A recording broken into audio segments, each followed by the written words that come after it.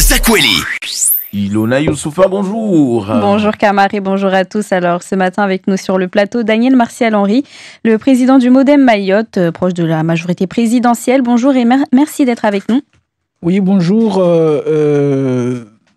Voilà, je salue la population de Mayotte. À votre place, hier, il y avait la députée Estelle Youssoufa, assez critique par rapport aux mesures gouvernementales, notamment sur ce rideau de fer. Les bateaux continuent d'arriver sur l'île avec des malades à bord. Vous en faites quelle lecture, moi, j'étais en train d'éteindre le téléphone. Oui, vous pouvez me répéter la question, s'il vous plaît? Hier, il y avait Estelle Youssoufa, la députée de Mayotte, qui était assez critique par rapport aux mesures gouvernementales. Elle a parlé de ce rideau de fer et des bateaux qui continuent d'arriver sur l'île avec des malades à bord. Oui, je pense que on est venu plus pour parler de l'Europe, c'est ce qui est on va y venir. Mais si vous me permettez de rebondir sur cette question, c'est que effectivement, l'État s'est engagé à lutter, le gouvernement plutôt s'est engagé à lutter contre l'immigration clandestine. Et on sait très bien que ce n'est pas du jour au lendemain qu'on peut résoudre ce problème. Mais il faut noter quand même l'engagement qu'il y a et les actions qu'il y a eu, tout ce qui est démolition, reconduite aux frontières, et puis après les engagements futurs par rapport au droit d'asile, par rapport au droit du sol, qui probablement sera toiletté à Mayotte, ou en tout cas les dispositions vont disparaître, en tout cas dans le cas de Mayotte.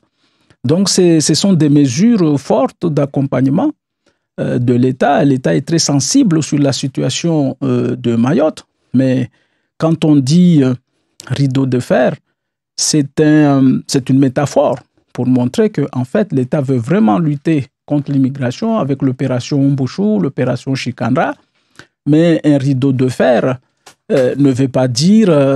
ce n'est pas un élément qui est vraiment matérialisable comme vraiment un rideau de fer qu'on pose, mais c'est vraiment une volonté. Il faut voir cette disposition de façon dynamique, que l'État s'est vraiment engagé à lutter contre l'immigration clandestine. Et je rappelle aussi que Estelle Youssoufa est élue députée de Mayotte avec comme slogan justement la lutte contre l'immigration clandestine et l'insécurité. Et on constate que l'insécurité continue toujours à grandir à Mayotte et que l'immigration, effectivement, on a du mal toujours à lutter contre. Ce que j'attends d'elle, ce n'est pas de dénoncer, parce que si c'était juste pour dénoncer, se positionner comme un instrument vocalé, elle n'avait qu'à être ici et parler, on l'attendrait là-bas, mais c'est à elle, justement, elle a l'obligation de résultat. Il ne faut pas qu'elle pense qu'à Mayotte, elle va juste venir nous parler ou faire des dénonciations, mais nous l'attendons avec des résultats. C'est comme le député Bouanali à l'époque quand il disait qu'il va lutter contre la vie chère et en sortant, la vie est devenue plus chère qu'avant. Donc nous attendons d'elle des résultats. Mais vous parlez des actions fortes prises par le gouvernement, de tout ce qu'il met en place. Est-ce que vous, à titre personnel, vous vous sentez en sécurité quand vous sortez dehors ? Alors, personne ne se sent en sécurité à Mayotte. C'est une réalité, il ne faut pas être naïf à ce point. Mais il y a des mesures de lutte. D'ailleurs, nous, au niveau du Modem, ce qu'on pourrait proposer, parce que on a constaté que c'est plus la nuit où il y a les agressions et les incivilités, les meurtres, c'est surtout dans la nuit. Aujourd'hui, nos forces de l'ordre sont plus positionnées en pleine journée. Par exemple, surtout à faire des contrôles routiers. Nous, ce qu'on demande, c'est qu'on déploie plutôt nos forces la nuit, qu'on crée vraiment une police nocturne, des circulations nocturnes. Et aujourd'hui, on a des drones qui sont très efficaces pour détecter la chaleur humaine, des drones qui peuvent voir la nuit. Et là, on voudrait qu'on demande à ce que vraiment ces dispositions se mettent plus en place la nuit, parce que il y a une vie nocturne avec laquelle il faut renouer, il y a une vie économique nocturne avec laquelle il faut renouer. Je pense à la restauration, je pense à la jeunesse qui veulent s'amuser plus la nuit. Et donc, ce que nous proposons comme mesure, c'est vraiment que ces forces de l'ordre soient positionnées plutôt la nuit. Le matin, ils dorment et ils travaillent la nuit. Pourtant, c'est aussi le matin qu'il y a des caissages sur les routes. Alors, c'est plus la nuit. C'est plus la nuit que très tôt le matin. En tout cas, très tôt oui, le matin. très tôt le matin, c'est-à-dire quand il y a le crépuscule. Et puis la nuit, quand il y a quand le soleil se couche. Voilà, c'est plus à ces moments-là où il y a les exactions. Et c'est pour ça que nous, on demande à ce que les forces de l'ordre soient plus déployées la nuit. En tout cas, le matin, l'ennemi, vous le voyez, mais la nuit, vous ne le voyez pas. Vous comprenez ce que je veux dire? Vous avez aussi vous avez parlé de ces lois Mayotte. Donc, est-ce que pour supprimer le titre de séjour territorialisé, on a vraiment besoin de passer par une révision constitutionnelle du droit du sol? Un décret ou une mesure ne peut tout simplement pas suffire. Est-ce que le gouvernement a conscience que lier l'un et l'autre, c'est peut-être prendre un risque? En matière de droit du sol, parce qu'on est ici dans le code de la nationalité française et il est difficile de déroger en matière d'accession à la nationalité française. C'est pour ça qu'il faut recourir justement à des réformes, à une réforme constitutionnelle.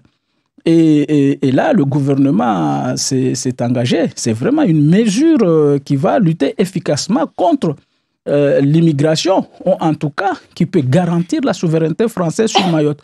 Parce que ce qui cause vraiment problème aujourd'hui, vous avez 3 façons de devenir français, soit par affiliation, naturalisation ou par double droit du sol. En fait, on parle de double droit du sol dans le code de la nationalité, c'est-à-dire un parent, une personne née à Mayotte, étranger, en situation irrégulière, mais né à Mayotte, quand il enfante, son enfant devient automatiquement français.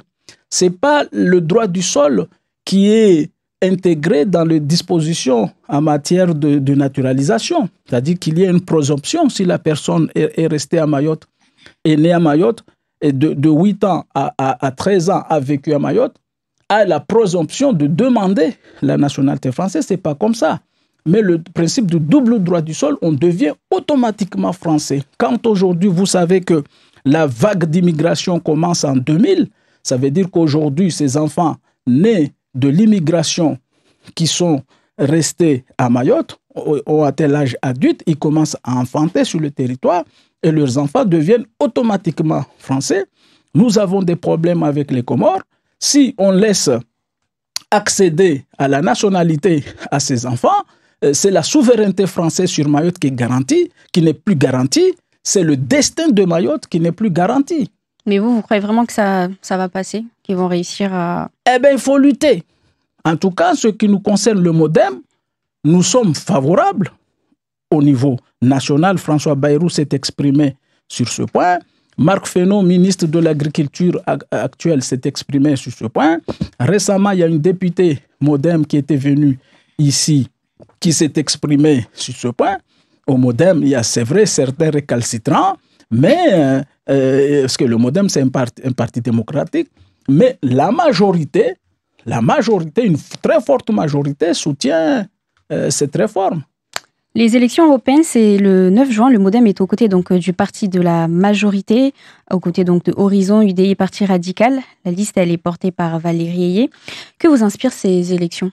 Alors, ces élections m'inspirent 2 choses. D'abord, Valérie Ayé est la tête de liste et d'obédience centre-droit. Elle a été UDI, puis elle a rejoint le Parti Renaissance en 2017. Donc, le centre-droit, c'est vraiment l'ADN des Mahorais. Le MPM, le MDM, c'est déjà une personne qui partage des valeurs, les mêmes valeurs que nous. En tout cas, la majorité des Mahorais. Et puis, deuxièmement, sans faire le buzz, parce que si nous étions silencieux ces derniers temps, c'est parce qu'on travaillait beaucoup. Je vous annonce que Mme Hélène Polozek sera dans la liste avec Mme dans cette liste de renaissance qu'on parle, avec le slogan « Besoin d'Europe ». Hein. Donc, Mme Hélène Pollezec sera dans cette liste, positionnée 30e de la liste, ce qui est un grand honneur qui est fait à Mayotte. Et là, je la félicite vraiment parce que je sais qu'elle a beaucoup travaillé, parce que ça n'a pas été simple. Elle a beaucoup travaillé. Aujourd'hui, elle est devenue une femme très connue dans les réseaux parisiens et même maintenant, plus ou moins au niveau de l'Europe. Elle est dans la liste. Le parti est accrédité dans les sondages de 17%. Mais on le voit quand même, l'écart, il se creuse avec le Rassemblement national.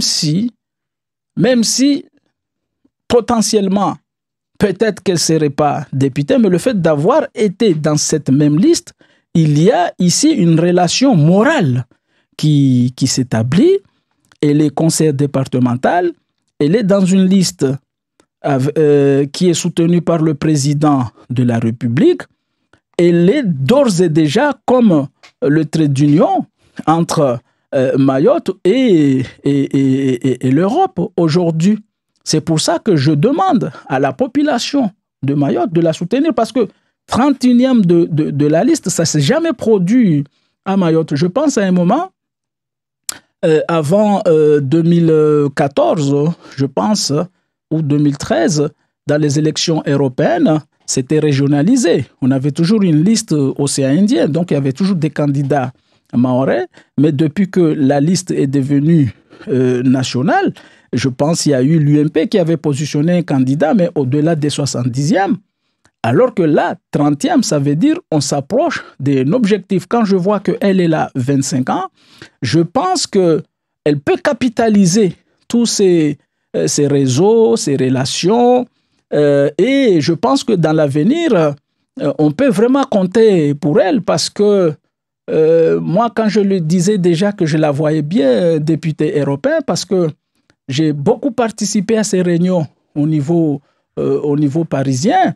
Je connais le standing. Et quand je l'ai découverte, quand elle est venue au MODEM, j'avais vu qu'elle avait tous les atouts pour se hisser dans ses rangs, dans ces hautes sphères de la politique nationale. Et vraiment, je demande aux Mahorais de la soutenir, parce que soutenir Hélène, c'est déjà soutenir une Mahoraise, c'est soutenir, c'est montrer vraiment que Mayotte, c'est l'Europe, parce que l'Europe, c'est notre quotidien, pas seulement aujourd'hui, parce que c'est l'Europe qui a financé les routes à Mayotte. Et le Rassemblement national, justement, qui fait de bons scores aux élections, avait annoncé à Mayotte, avait annoncé il y a quelques semaines la présence d'un candidat mahorais dans sa liste avant de retirer sa candidature quelques jours plus tard. Est-ce que c'est une décision qui a un peu, justement, motivé l'ajout d'Hélène Pollezec à cette liste? D'abord, le Front National, c'est un parti anti-européen. C'est un parti qui favorise ce qu'on appelle le Franxit, c'est-à-dire que la France quitte l'Europe. Et puis après, le RN, qui est l'émanation du Front National, c'est un parti à la fois xénophobe et raciste, qui est né des mouvements poujadistes des années 50, et qui a encore gardé une forme de stigmatisation ou une forme de conflit latente avec l'Algérie, avec les Arabes, avec l'islam. Moi, je ne suis pas dans cette formation. Je ne sais pas pourquoi cette personne a été exclue. De toute façon, on lui reproche d'être raciste et anti-comorien. Et en plus... Marine Le Pen qui reproche à ce monsieur noir d'être raciste, je pense que c'est le monde à l'envers. Mais en réalité, l'objectif de Marine Le Pen, c'était de venir à Mayotte, prendre quelques photos avec des Mahorais et des Mahoraises, parce qu'au niveau national, il y a des gens qui sont encartés un peu à gauche, qui commencent à être séduits par elle. Mais au niveau national, l'écart se creuse, les sondages le montrent. Oui, il y a toujours cette peur au niveau national que Marine Le Pen serait-elle raciste ou pas. Donc, elle était juste venue à Mayotte pour se laver à la javel. Voilà. Donc, c'est tout. Mais Marine Le Pen est anti-européenne. D'ailleurs, ça, tout le monde le sait. Et puis après, ce qu'elle a fait à ce garçon, même si on n'est pas à ce monsieur, excusez-moi, même si on n'est pas de même parti politique, je pense que c'est l'humilier. Et quelque part, même si je ne suis pas dans le même parti que lui, mais je me suis senti un peu humilié aussi. Par contre, je me suis dit bien fait. Parce qu'en sachant qu'en allant là-bas, ces gens-là n'aiment pas les Noirs. Voilà, il a été inversé intelligemment. Merci. Le temps qui nous a imparti est malheureusement déjà écoulé. Merci Daniel Martial-Henri. Je rappelle que vous êtes le président du Modem Mayotte. C'est moi qui vous remercie. Merci à vous, Ilona. Merci à vous, amis auditeurs. Si vous souhaitez poser une question à notre invité, vous êtes les bienvenus au 02 69 60 01 01 ou via nos SMS également au 06 39 69 67 67. Pour le moment, on n'a pas de challenger, donc je pense que on peut continuer, mais aussi, je pense qu'il y a moyen aussi de répondre un tout petit peu en shimaoré, ça serait pas mal aussi. Donc en attendant, mais je vous laisse déjà poser votre question. Si benga regere wirongo ebalamba ile npoloze kso wa si joka candidat watu kwamba oka waelewa lwa Faransa. Rabuzi tiyezi wa maore leyo nisishadidi shamba mwananyatu Ellen Polozeki waya arengwa kandida harimwa ijalibu inihirwao renaissance yani besoin d'Europe yani rinatama na Europe au Europe yode hifadhu yatu waye monu babo harmwa libanza la 31 harmwa wantu 80 na moja waya awa 30 yo nsurongo ambao usheo na utukufu ra volwa wa maore yode mana natomia wa maore ambari mgalie mwana watu mgalie mwana nyatu wala karsu mgalie atomba kwa alio nya bersona jitihadi ya akana oyo yode mana tawani wasubutu wa mtsahua wa mtie mwanalistio mana wasona mbaunu mwana mtsalona hikima mwana mama beti mwana mama aliona hikima aliona na utajiri wa fikira ijo kamba itoshinda ubarikishe imaore ubarikishe na Ifaransa na Europe. On le voit un peu défiler, voilà, ce balai des candidats aux élections européennes ici à Mayotte. Est-ce que pour Renaissance, il y a une date de prévue Alors, au niveau de... Parce qu'on dit Renaissance, mais attention, il y a le Modem là-dedans. Hein? Nous avons prévu quand même... oui, il y a des candidats qui vont venir. Il y a Max Orville, par exemple, qui est déjà venu 3 fois à Mayotte, qui est actuellement député européen, qui va revenir sans doute. D'autres, bien sûr, viendront, mais nous sommes en négociation pour que François Bayrou lui-même vienne à Mayotte. En tout cas, il nous avait promis de venir nous rendre visite et on va voir, et on l'annoncera à la population, mais il est possible que François Bayrou lui-même vienne nous rendre visite. Une question d'un auditeur, vous êtes avec nous, bonjour Caribou.